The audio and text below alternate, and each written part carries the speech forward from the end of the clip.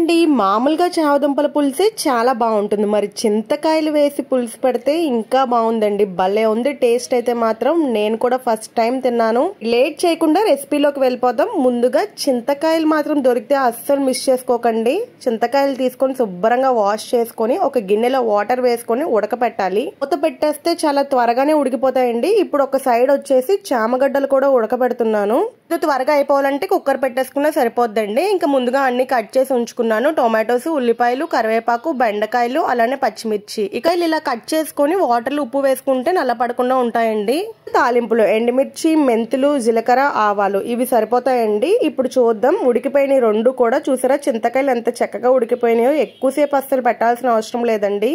చామదుంపలు కూడా ఉడికిపోయినాయండి చల్లారి పెట్టి శుభ్రంగా ఒలిచేసి పక్కన పెట్టుకోవాలి ఇప్పుడు నేను అన్ని రెడీ చేసేసుకున్నాను ఇప్పుడు ఒక పాన్ తీసుకొని కొంచెం ఆయిల్ వేసుకొని పోపులు ఉల్లిపాయలు పచ్చిమిరపకాయలు కరివేపాకు వేసి ఒకసారి కలిపేసుకొని మూత పెట్టుకుంటే చక్కగా మగ్గిపోతాయండి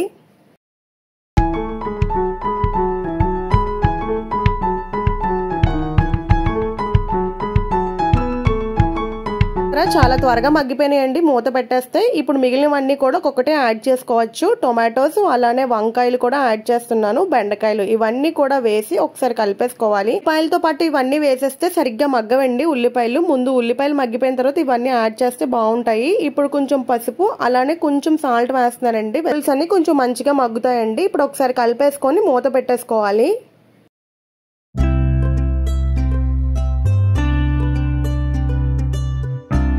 సరే ఇవి కూడా చాలా చక్కగా మగ్గిపోయినాయి ఇప్పుడు ఒలిచి పెట్టుకున్న చామదుంపలు కూడా వేసేసుకోవాలండి అవి ఎక్కువసేపు మగ్గక్కర్లేదు ఉడకక్కర్లేదు ఎందుకంటే ముందుగా ఉడకబెట్టేసుకున్నాం కాబట్టి ఇప్పుడు కొంచెం కారం కొంచెం సాల్ట్ కూడా యాడ్ చేసుకోవాలండి మీ టేస్ట్ కి తగ్గట్టుగా యాడ్ చేసుకోండి చింతకాయ పులుసులో కొంచెం సాల్ట్ ఎక్కువే పడుతుందండి పులుసు వేసుకోండి మధ్యలో ఒకసారి ఎలానో పులుసు వేసాక చూస్తాం కదా ఇప్పుడు అంతా కూడా ఒకసారి కలిపేసుకొని దాకా చింతకాయలు ఉడకబెట్టుకున్నాం కదండి చిన్న గ్లాస్ వాటర్ వేసి స్ట్రెయిన్ చేసేసుకోవాలండి వాటర్ యాడ్ చేయక్కర్లేదండి ఎప్పుడు చింతకాయ పులుసు పెట్టిన టేస్ట్ మారిపోతుంది చూసారు కదా వేసేసుకొని చింతకాయ పులుసు ఒకసారి కలిపేసుకోవాలి కార్తీక మాసం కాబట్టి ఇప్పుడు యాడ్ చేయట్లేదండి ఎగ్స్ కానీ లేదంటే డ్రై ఫిష్ ఏది యాడ్ చేసినా బాగుంటుందండి అయితే చింతకాయలు కానీ డ్రై ఫిషెస్ కానీ చాలా బాగా దొరుకుతాయండి రాజమండ్రిలో ఇప్పుడు కర్రీకి వచ్చేస్తే కొంచెం మూత పెట్టేసి ఒక 5 మినిట్స్ ఉంచేస్తే సరిపోతుంది రెడీ అయిపోయినట్లే ఫస్ట్ లో కొంచెం కొత్తిమీర వేసుకొని దించేసుకోవడమేనండి బాగా దగ్గరికి అవ్వాల్సిన అవసరం లేదు ఎందుకంటే కాసేపటికి కొంచెం దగ్గర పడిద్ది సాల్ట్ ఉప్పు అన్ని సరిపోయినాయో లేదో చూసుకోండి